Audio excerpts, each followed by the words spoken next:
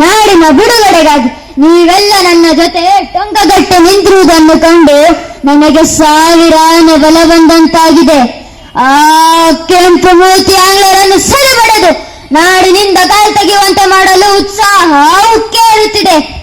ಯಾವ ದ್ರೋಹಿಗಳ ದುರಾಚಾರಕ್ಕೆ ಬಲಿಯಾಗಿ ತಾಯಿ ಚೆನ್ನಮ್ಮಾಜಿ ಶತ್ರುಗಳಿಗೆ ಸೆರೆ ಯಾರ ಕುಟಿಲ ಕಾರಸ್ಥಾನದಿಂದಾಗಿ ಕಿತ್ತೂರ ಸೋತು ಪರಾಧೀನವಾಯಿತು, ಯಾರ ಎಂಜಿಲಾಸೆ ದೆಸೆಯಿಂದಾಗಿ ಕಿತ್ತೂರ ಕೋಟೆ ಮೇಲೆ ವೈರಿಗಳ ಧ್ವಜ ಮೆರೆದಾಡುವಂತಾಯಿತು, ಯಾರ ವಂಚನೆಯಿಂದಾಗಿ ಕಿತ್ತೂರಿನಲ್ಲಿ ಅಶಾಂತಿಯ ತಾಂಡವ ನೃತ್ಯ ನಡೆಯಿತು, ಅವರು ಯಾರೇ ಆಗಿರಲಿ ಮೊದಲು ಆ ಬಂಧು ದ್ರೋಹಿಗಳ ಹುಟ್ಟಡಗಿಸಲೇಬೇಕು.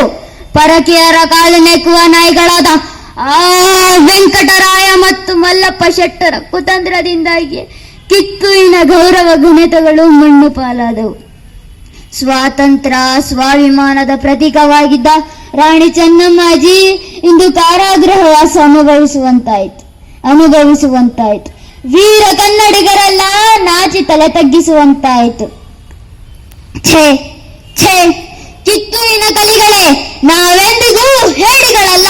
ವೀರ ರಾಣಿ ಚೆನ್ನಮ್ಮಾಜಿಯ ನೆಚ್ಚಿನ ಭಂಟರು ನಾವು. ಆ ತಾಯಿ ಆಶೀರ್ವಾದದ ರಕ್ಷೆ ನಮ್ಮ ಶಿರದ ಮೇಲಿದೆ. ಯಾವ ಕಾರಣಕ್ಕೂ ನಾವು ಹೆದರಿ ಹಿಂದೆ ಹೋಗಬೇಕಾಗಿಲ್ಲ.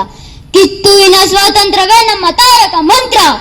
ತಕ್ಕಡಿ ಹಿಡಿದು ವ್ಯಾಪಾರಕ್ಕೆ ಅಂತೂ ಬಂದ ಆ ಶ್ವೇತ ಶ್ವಾನಗಳಿಗೆ ನನ್ನಿ ವೀರರಣ ಖಡ್ಗದ ರುಚಿ ತೋರಿಸದೆ ಬಿಡಲಾರೆ. ರಾಜದ್ರೋಹಿಗಳ ಒಳಸಂಚಿನಿಂದ ಕಿತ್ತೂರನ್ನು ಗೆದ್ದನೆಂದು ಅಟ್ಟಹಾಸದಲ್ಲಿ ಬೀಗುವ ಆ ದುಷ್ಟರ ಹುಂಡಗಳನ್ನು ಕಡಿದು ಕೋಟೆ ಬಾಗಿಲಿಗೆ ತೋರಣ ಕಟ್ಟುತ್ತೇನೆ. ಕೋಟೆ ಮೇಲೆ ಹಾರಾಡುವ ಆ ಬಿಳಿಯರ ಪತಾಕೆ ಕಿತ್ತೆಸೆದು ಕಿತ್ತೂರ ಪತಾಕೆ ಹಾರುವಂತೆ ಮಾಡುತ್ತೇನೆ. ತಾಯ ಬಂಧ ವಿಮೋಚನೆಗಾಗಿ ನನ್ನ ಕಡೆ ಉಸಿರುವ ತನಕ ಹೋರಾಡುತ್ತೇನೆ. ಧನ್ಯವಾದಗಳು.